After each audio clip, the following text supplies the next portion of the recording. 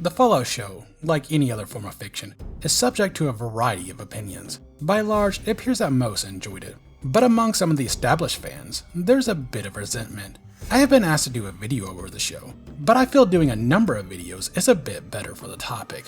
First, my own opinions, then discuss lore implications, which I'll follow up with a video introducing a survey, and finally discuss what you guys thought. Obviously, this is the personal opinion video, and of course, by the time this goes live, the topic will already be well past the point of being hot. It was even cooling off when I watched the show, though no one's ever watched my channel for hot takes.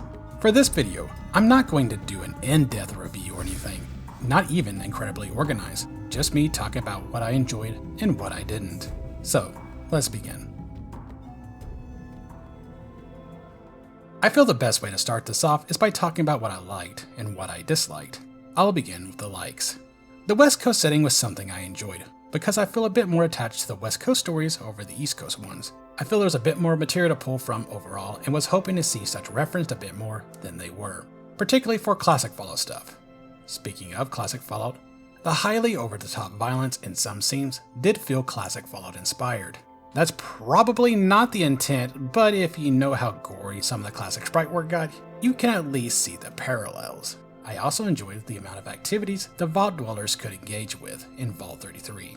Clubs dedicated to repairing, self-defense training, firearms, athleticism, etc. Assuming they have such skills being actively developed in more vaults, it adds some credibility to any Vault Origin protagonist's initial abilities. They just need the Wasteland experience to go along with it. Speaking of the vaults, I kinda like the triple vault experiment this show featured, mostly the inter-vault trades showcased early on. The final reveal of it, I wasn't as impressed, but the initial setup was interesting. I feel that Lucy is a fun protagonist with her optimistic ideologies and naivety. They bounced off the Wasteland pretty well and played up the idea of the Wasteland corrupting her, which has been a reoccurring theme in the games where a Vault Dweller protagonist would change over the course of their adventure, particularly in the first Fallout. This was enhanced by Cooper and his centuries of experience and cynicism as he actively tormented her and tried to get her to drop her ideals. The whole misery loves company thing. Stepping away from the vault, Max fits a similar mold as Lucy in terms of naivety, but with more Wasteland experience. He's quite enamored by the Brotherhood's ideology. He spouts rhetoric, but he doesn't exactly follow them well. He thinks highly of himself and often lets that get in the way of his goals, from jumping to conclusions in heroic attempts to overestimating his own abilities. Heck, he childishly plays around with the power armor when he finally acquires a set. Sticking to the Brotherhood, I like some of what they did with them. The way they showed many BOS members being a bunch of brutish jackasses. Well, a bit more than usual anyway. They played up the medieval aspect a bit more, having squires call their knights Lord. And branding is a unique take, marking an underling to serve their superiors. Plus, elaborating on their education and instilling their beliefs into their youth is a good choice. I also noticed that the aspirants' training clothes were remarkably clean. Makes sense that BOS would likely have access to a washing machine. Stepping away from the BOS, a bit more focus on the details of life of the Wastelanders was good, such as Wastelanders focusing heavily on making a living or buying body parts. The way they may have low opinions of Vault Dwellers, or even have cybernetic body parts. The last one has always existed in the games, such as implants, but in this show they kinda get a little bit more focus, at least visually. Regardless, I love that and said before that I really want cybernetics to get a focus in this series. Also, it was neat seeing Robert House, though I kinda wish they found an actor a bit better at emulating his speech and voice. Still, it was nice, as was seeing New Vegas at the end. Next, I'll get into things I didn't particularly care for, and I'll just come out with the two things that I didn't enjoy at all. And I imagine, though I didn't look at any other reviews, that I'm hardly alone in this opinion, and it's probably been talked to death. The first is the destruction of Shady Sands. I don't like that at all. To be clear, I'm not opposed to the destruction of Shady Sands itself. I made a video that talked about how the End of Nations can be used for future world building, but doing so unceremoniously, off-screen, out of nowhere, and without clear messaging in the show on the state of the NCR as a whole isn't fantastic.